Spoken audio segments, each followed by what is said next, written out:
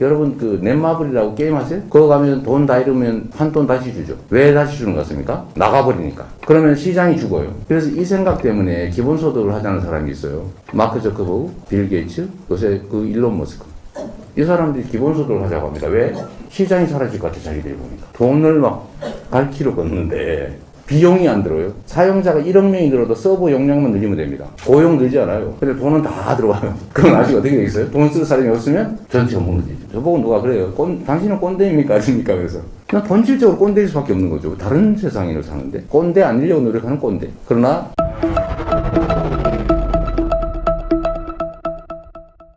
지금 가정사에 대한 논의가 많은 걸로 알고 있습니다. 네. 여러 의혹들이라든지.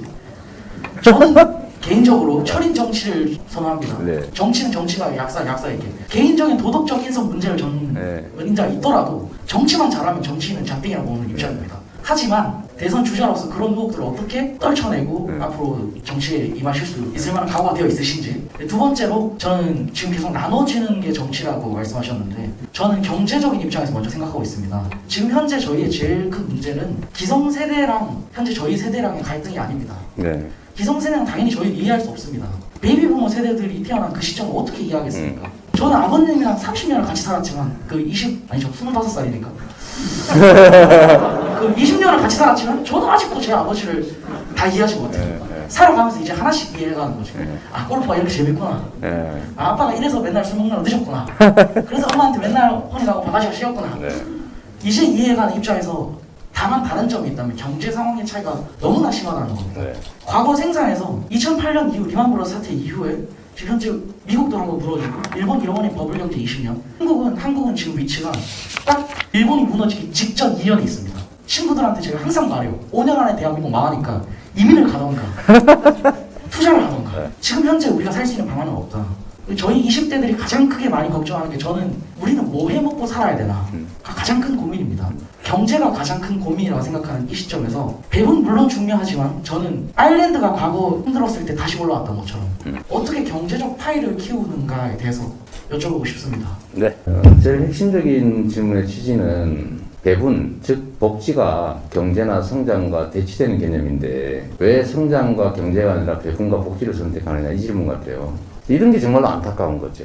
이렇게 많이 배우시고 사회 문제 관심도 있고 정치는 관심이 없다고 하지만 불평등과 불공정, 격차가 성장률을 갉아먹는 시대라서 투자할 돈이 부족한 게 아니라 투자할 곳이 부족해서 투자할 돈이 남아도는 시대이기 때문에 수요를 확충을 해야 경제가 선순환이 됩니다. 수요는 어디서 나와요? 소비에서 나오죠. 소비, 수출, 투자에서 나오는데 투자할 곳이 없는데 무슨 투자 자체가 될 일은 없고 소비를 늘려야 되는데 소비는 수출은 이미 한계에 다다르고 그건 대외 요인이라 쉽지 않은데 국내 소비를 늘리는 게 수요를 늘리는 길이고요. 수요를 늘려야 생산이 느는 그런 시스템이 됐습니다. 과거에는 생산을 늘리면 수요가 늘어났어요. 왜? 생산을 많이 하면 고용을 해야 되잖아요. 노동 생산성이 낮을 때라서 생산에서 차지하는 노동의 몫이 너무 커요. 그러니까 생산을 하는 노동을 고용을 해야 돼요. 고용을 하니까 그 소득을 늘려요. 이게 선순환이 됐다는 거죠. 생산이 늘어나는 거, 그 고용과 소득과 소비가 되는 거였는데 지금은 노동의 포션이 너무 작아요. 노동 별로 필요 없어요. 기계로 다 하는데 뭐. 그러니까 일자리가 추세적으로 줄어들죠. 근데 노동의 몫이 상대적으로 늘지 않으니까 소비가 줄어들죠. 그래서 이게 저성장이 왔다고 해서 전 세계의 국제기구들, IMF, 뭐 OECD, 세계은행 등등이 권관계급입니다. 공정성을 회복하는 게 성장의 길이다. 무슨 얘기인지 아시겠죠? 분배를 강화해서 소비를 늘리고 공정성을 확대하는, 즉 포용 성장이 지속 성장의 길이다라고 이미 십몇 년 전에 결론을 낸 겁니다. 우리 사회만 이걸 부인하고 있어요. 신화죠, 신화. 그런데 그런 점을 하나 생각해 주셨겠고요. 소비 역량을 늘려야 된다. 그래야 여러분 그 넷마블이라고 게임 하세요? 그거 가면 돈 다 잃으면 판돈 다시 주죠. 왜 다시 주는 것 같습니까? 나가버리니까. 그러면 시장이 죽어요. 그래서 이 생각 때문에 기본소득을 하자는 사람이 있어요. 마크 저커버그, 빌 게이츠, 요새 그 일론 머스크. 이 사람들이 기본소득을 하자고 합니다. 왜? 시장이 사라질 것 같아, 자기들이 보니까. 돈을 막 갈키로 걷는데 비용이 안 들어요. 사용자가 1억 명이 들어도 서버 용량만 늘리면 됩니다. 고용 늘지 않아요. 비용 안 늘어요. 근데 돈은 다 들어가요. 그럼 아직 어떻게 되겠어요? 돈 쓸 사람이 없으면 전체가 무너지죠. 이제 그런 점 하나 고려해 주시고요. 기성세대가 나를 이해 못할 거라고 너무 당연합니다. 옛날 그 3,000, 기원전 3,000년 전인가요? 비석을 발굴을 했는데, 거의 이럴 수도 있어요. 요즘 청년들 버릇이 없어 큰일이다. 이거 세상 망할 것 같아. 이런 내용이 써져 있대요. 근데 그로부터 수천 세대가 넘어왔는데 아직까지 망하지 않고 있습니다. 저는 아마 본인도 우리 박성준 씨도 곧 결혼을 또 하고 아이를 낳으면 아버지가 원래 이렇게 하는구나. 그게 끊임없이 반복되죠. 그래서 저는 저보고 누가 그래요. 당신은 꼰대입니까 아닙니까? 그래서 그냥 본질적으로 꼰대일 수밖에 없는 거죠. 다른 세상을 사는데 꼰대 아니려고 노력하는 꼰대. 그러나 저에게 꼰대라고 묻는 그 여러분들도 곧 당신은 꼰대입니까? 라는 질문을 받게 된다. 그건 분명한 사실인 것 같아요. 철인정치 얘기는 나중에 하죠. 저는 저는 공직자, 특히 대통령이든 뭐 정치인들은 저 대리인이라고 봐요. 국민주권국가에 국민의 일을 대신하는 월급 받고, 권한 위임 받고, 계약직으로 5년, 4년 하다가 잘하면 다시 또 되고, 대통령은 한 번으로 끝나지만 대리인이다. 피용자다. 피용자가 할 일, 제일 중요한 일이 뭐예요? 맡긴 일을 잘하는 거죠.